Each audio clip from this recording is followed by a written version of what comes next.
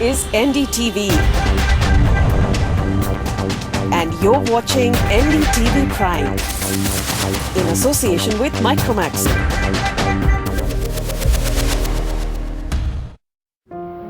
Hi, and thanks for watching On Art. I'm Anu Subramanian. Tonight, we traverse the classic and the contemporary as we get to know some heritage artists and archivists of Gond and Madhubani art.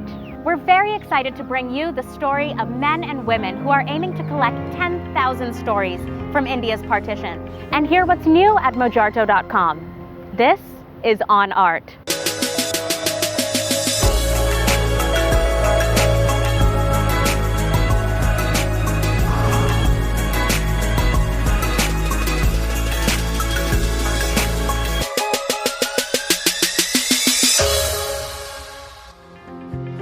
Storytelling makes us come together. It makes us look at the past and forward.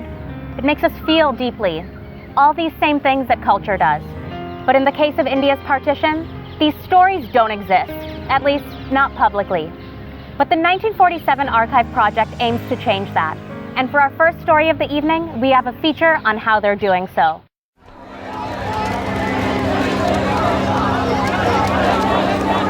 Long years ago, they beset with destiny, and now the time comes when we shall redeem our pledge, not only or in full measure, but very substantially. At the stroke of the midnight hour, when the world sleeps, India will awake to life and freedom.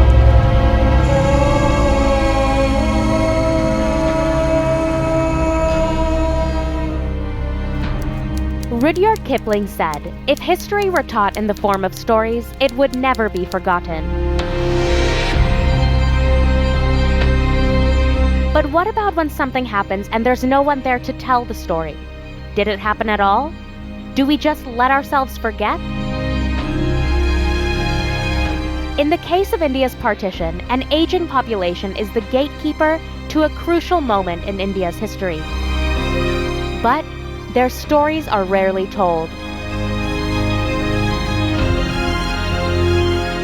70 years after India's partition, a group of young men and women scattered across the planet aim to collect 10,000 first-hand stories from India's partition.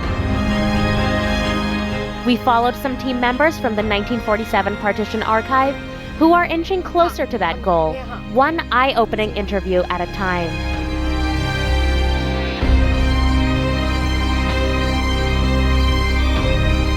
बंटवारे के समय आपका कैसा experience रहा overall general और आपकी जो कहानी रही आप कैसे आए So in this way we've recorded stories from 14 countries.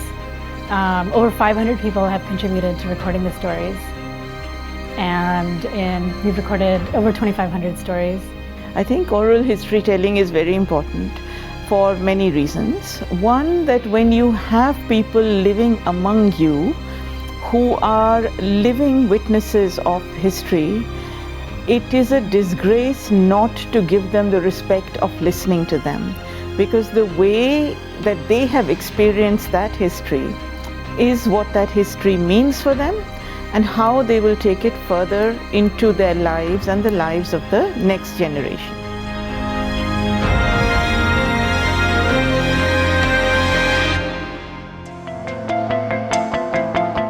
Having borne witness to the tragedy of partition, many of the men and women carry lasting emotional scars. And, after 7 decades, memories change as they are informed by new information, media, even repression. Archive founder Gunita Singh Bhalla says the organization's preoccupation is less with ensuring each story bears 100% accuracy. Instead, the importance is in preservation. Armed with just a camcorder and a list of questions, story collectors visit homes of partition witnesses around the world. The interview is taking place at Rohini, New Delhi and is being conducted on behalf of the 1947 Partition Archive. My name is Ritika Pobley and currently I'm working with the 1947 Partition Archive as an oral history apprentice. We ask them a lot about their life before the partition and we try and understand the sociological conditions that prevailed at that time, about agrarian traditions, about schools, about village, about how life was led then. The association with partition can be varied for different people. It can be, of course, nostalgia. Most of the times it is. For a lot of times, for people, the only association that they have is with trauma. For a lot of them, it is about your childhood. So I think that they're very evocative scents and smells and sights. And a lot of times, like with what happens with oral, with memory, of course, when you're working with memory, is that these things keep coming back to you. So when we ask them those questions, and many times that they go into different accounts and they'll tell you more detailed things that they remember. Cancel it. Yeah. Bhaiya, aap seedha. Now? We followed Ritika as she interviewed a partition survivor in his home outside New Delhi. Hello, namaste auntie. Hi, how are you? Bas badhiya. Kaise hain aap? Good. In India, I think as a culture, we've not really become accustomed to the idea of cultural mourning as a nation. And I think the partition has a big role to play in that. What began with Gunita's curiosity to interview men and women willing to speak has grown into a worldwide project.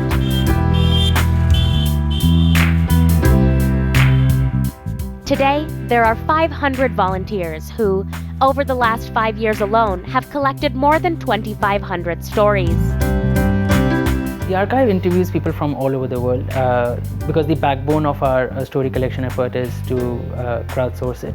So anyone can join in. Yeah, and we have stories coming in from all over the world, from places like Hong Kong and Spain, and also from countries where there's a stronger South Asian diasporic presence like Canada, United Kingdom, Australia, the US.